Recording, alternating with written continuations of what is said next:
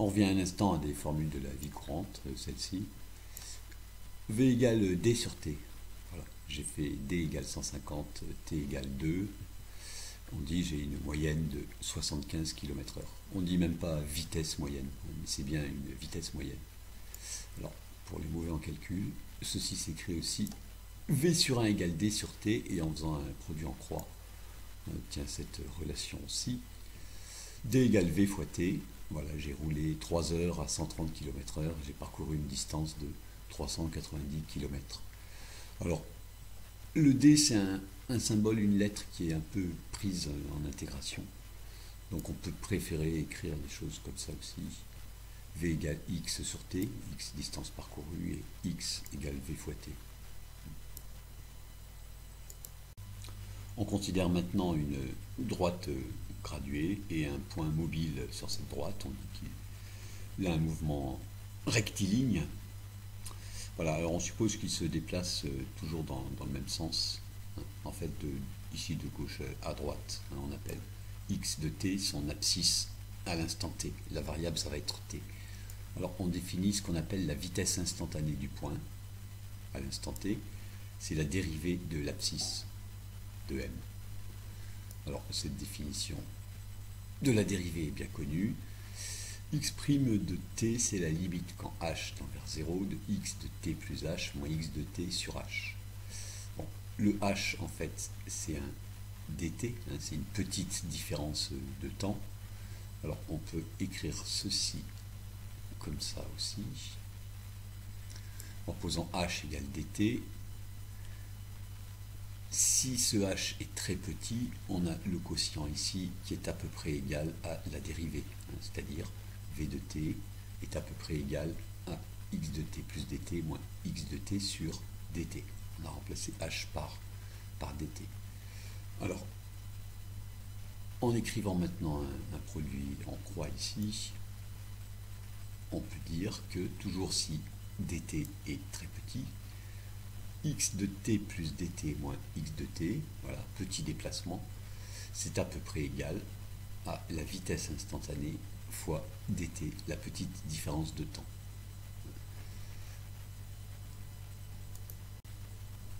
Donc, petit déplacement à partir de l'instant t, c'est à peu près la vitesse instantanée à l'instant t multipliée par la petite durée dt.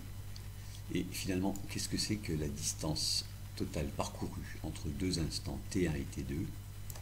C'est la somme de tous les petits déplacements, c'est-à-dire la somme de tous les v de t dt pour t entre t1 et t2. Et ceci, on l'écrit aussi intégrale de t1 à t2 de v de t dt. Somme de tous les v de t dt pour t très petit entre t1 et t2. Et maintenant, quand on a parcouru cette distance entre t1 et t2, quelle est la vitesse moyenne entre t1 et t2? C'est bien la distance parcourue, c'est-à-dire l'intégrale qu'on vient de dire ici, divisée par la durée totale, t2 moins t1. Et cette vitesse moyenne, on voit que c'est bien aussi la moyenne de la vitesse instantanée. Alors, dernière remarque, ici on a écrit des approximations. Dans un cours de mathématiques, on peut trouver ça étrange, c'était juste pour rendre naturel, montrer qu'elle correspond à l'intuition, cette définition. Un détail qu'on voit particulièrement bien sur cet exemple, pourquoi certains apprécient cette notation abusive. Ils écrivent v de t, c'est-à-dire la dérivée de x, comme dx sur dt. Ce n'est pas notre sujet ici, on va plutôt maintenant regarder un exemple concret de ces définitions.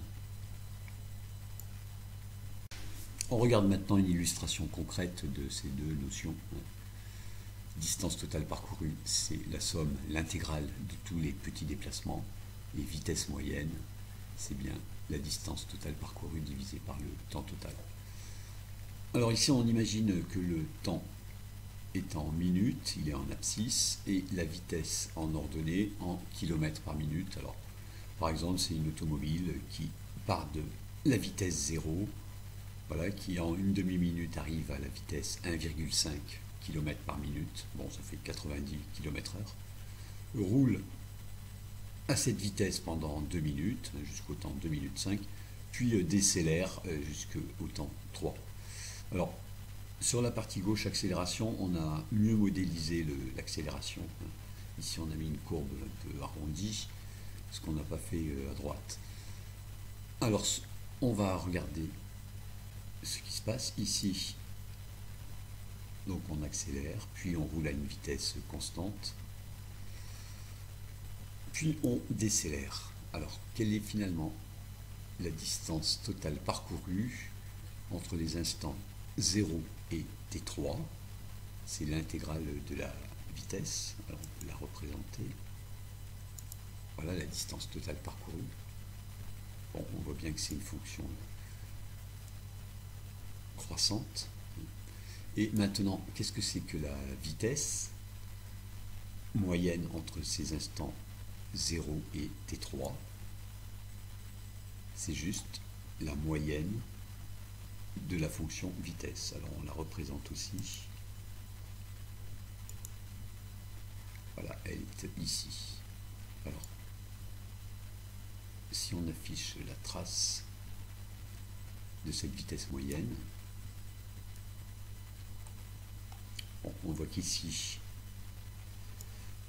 au début, cette vitesse moyenne augmente.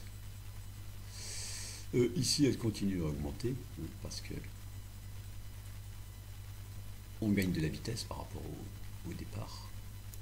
Puis ici, elle commence à descendre.